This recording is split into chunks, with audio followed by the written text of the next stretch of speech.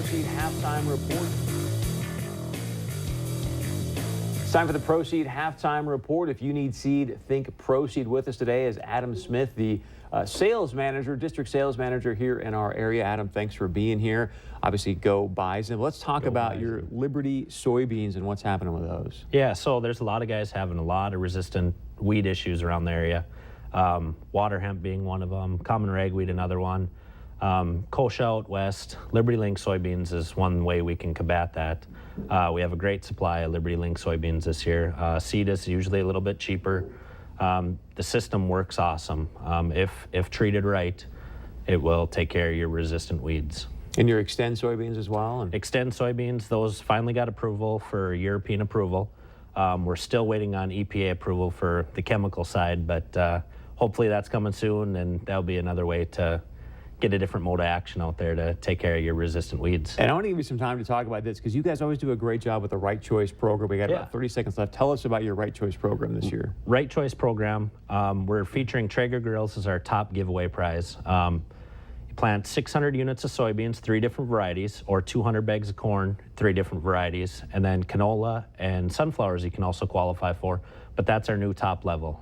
Every year we do different gifts that we give away, different prizes that we give away for being a loyal Proceed grower or even a new customer or a new grower. And yeah, it's a great program. It is. The grills are awesome. Again, it's the Right Choice program. That's the Proceed Halftime Report. Stick around. Much more of the halftime show coming up right after this.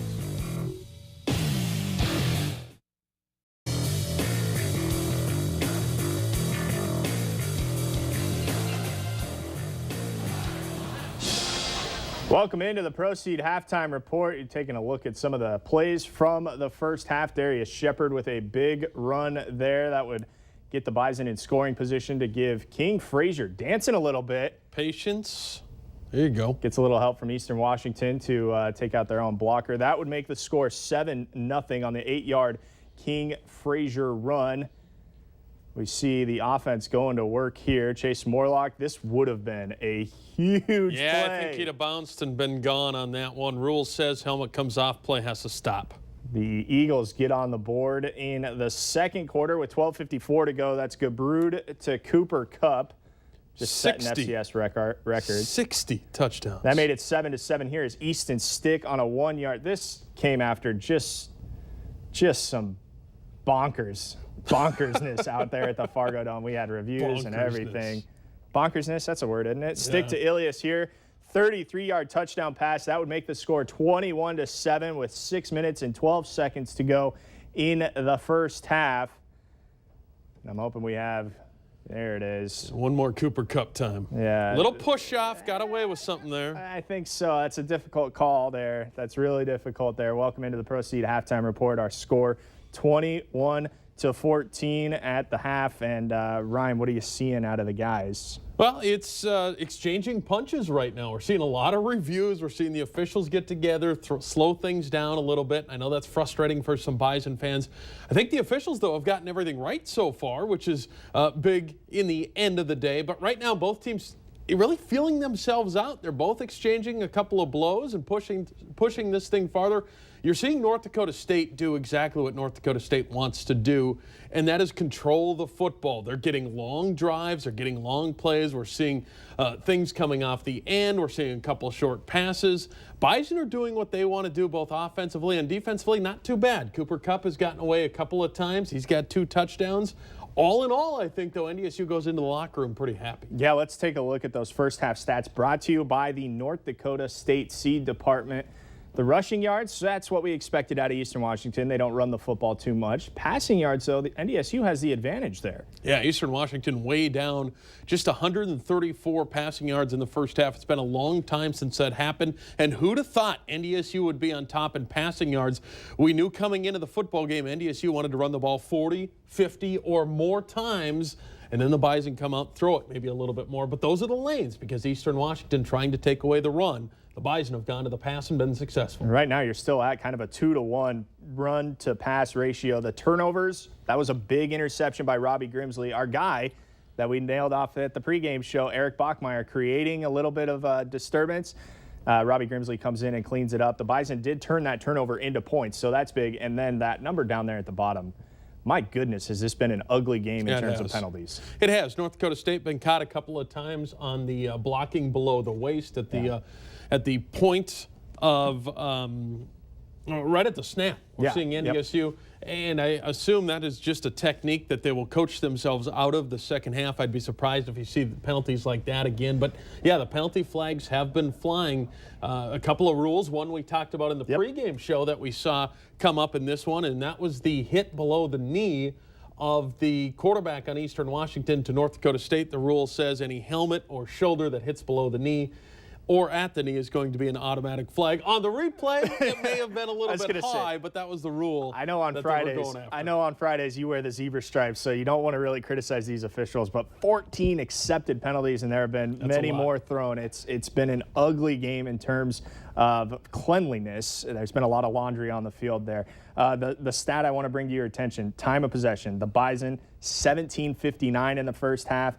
Eastern Washington, 12:01. And Bo Baldwin thinks everything is going against Eastern Washington. Well, I mean, for Bison fans that remember 6 years ago, yep, that feeling, they probably know what that feeling is like. But yeah, Bo Baldwin giving the officials the no and the little hand gestures, and he's fed up. We'll see if he pops his top in the second half. It has been an entertaining first half. Remember, we talked about that in the pregame show. It's been a long first half. 2 unsportsmanlikes on a coach. Woohoo. See you later. All right, we'll see if that comes into play. With the way that the flags are flying, I wouldn't be surprised to see 1 or 2. We're going to take a quick break here on the Proceed Halftime Report. When we come back, we'll go around the valley, get you caught up on scores from the conference next.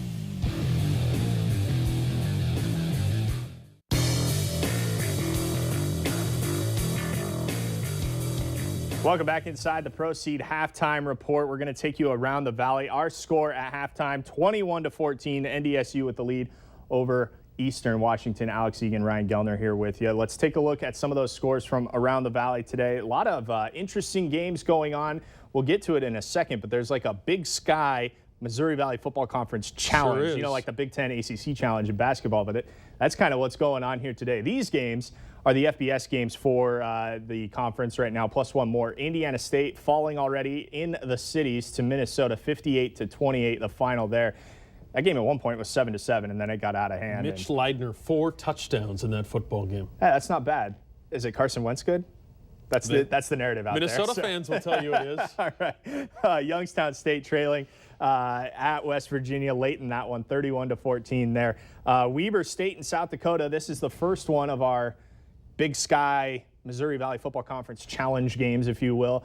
Weber State with the lead on South Dakota. That game is close in the third quarter, 28-21 right now. Chris Steckler, the Coyote quarterback, is thrown for a touchdown. He's ran for another couple, so he's got all the points for South Dakota. South Dakota coming off the loss to New Mexico last week. That was a barn burner down there. Illinois State up 6-0 on Northwestern. Hey. Northwestern out of the Big Ten. That's a surprise. Yeah. You never know what can happen. We've already seen one Missouri Valley team beat an FBS team this year. Let's go to the next page here. We've got Northern Arizona at Western Illinois at last check, 13-6 there in the second quarter. That's another one of those Big Sky Missouri Valley matchups, and the one that I think a lot of people have their eye on, Montana and Northern Iowa. This one's still very early on. They kicked about 30 minutes ago in this one. Yeah, Montana starts that game. They go 5 plays, 65 yards, score a touchdown to start that football game. Quickly up on Northern Iowa. We'll see what happens. Everybody trying to figure out what Montana is, and people in this conference trying to figure out what Northern Iowa is. That's very true. Northern Iowa beating Iowa State last week. The rest of the games on the slate don't kick until much later. Missouri State at Murray State. That's a 6 o'clock Central Time kickoff. Drake visiting the new stadium down there at South Dakota State, the renovated stadium down there at South Dakota State in Brookings. I've seen photos. It looks nice. Awesome. It looks nice. 6 p.m. Central Time on that kickoff as well. And then Southwest Missouri State at Southern Illinois, the Salukis, hosting Southeast Missouri State, 6 p.m. Central Time kickoff. Iowa State, also a late kickoff. North Dakota State gets Iowa a week from today. That'll be one to keep your eye on, as Iowa is ranked right now in the FBS polls. North Dakota State trying to hang on to that number 1 ranking in the FCS polls, taking on number 8 Eastern Washington. They lead 21-14 here at halftime. We come back, we'll talk second half adjustments here on the Proceed Halftime Report.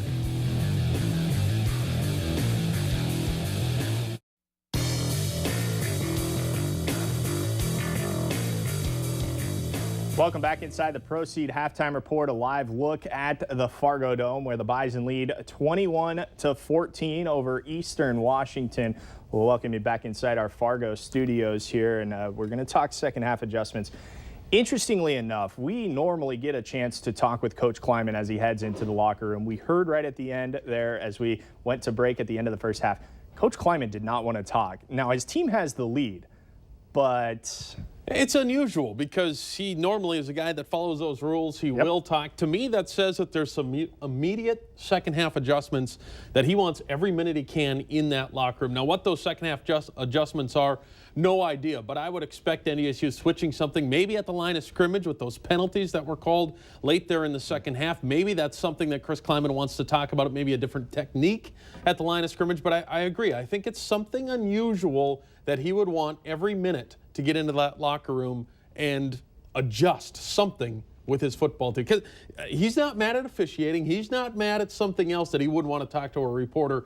He wants to make adjustments. Yeah, I think he wants, as you said, Something's just every second that he can talk to those guys, he's going to take advantage of it. As we see, Eastern has returned to the field. North Dakota State still in the locker room, so I'm sure he's taking his sweet time getting that out there and making sure that his message comes across. Okay, so we talked about the time of possession battle. We know that the Bison want to run the ball 50 times today. They've already run it 21 times. They passed the ball 14 times, so you're looking at a 2-to-1 there in terms of play selection.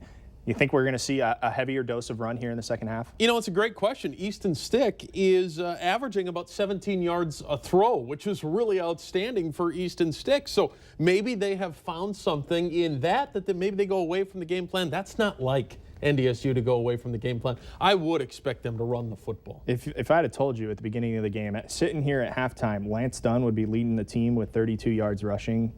Well, with King Fraser's injury, it doesn't surprise me so much, and King is dealing with a little bit of an ankle injury. Lance Dunn, I think, is definitely that number 2 running back right now for North Dakota State. He's running hard when he gets the football. He's getting extra yards. Another interesting stat, North Dakota State is 6 of 8 on third downs, and that is huge. Third down is huge. Although one thing I expect is a little more push on first downs. North Dakota State 2 weeks ago said the biggest issue was we need some more yards on first down. I think that's the deal today. They don't want to get themselves into third down situations. If you want to see adjustments, watch what happens on first down. If NDSU is getting 4, 5, even 6 yards on first down, that's a success. Cooper Kupp, 5 receptions, 62 yards, 2 touchdowns. He's going to get his. He's gotten his so far. You hope that number 2 in the touchdown column stays. That's enough. All right. That's enough. All right. Gage Cabrud throwing 9 of 16 for 134 yards. He's got the 2 touchdown tosses. They've gotten to and him, an interception. They have gotten to him. And that's important. They have ruffled his feathers a little bit. I think if the Eagles. I like what you just did there. Ruffled I didn't even feathers, mean to. Eagles. I didn't even mean to. I like this. Carson Wentz plays tomorrow for the Eagles. You can catch that game on CBS. They don't want his feathers ruffled. They don't want that. All right. 255 total yards for the Bison. 174 for the Eagles. That's a little interesting to me. Here's the thing. Eagles football, when they get behind, traditionally, they are a fun team to watch because they throw the heck out of the football. They can score in a hurry.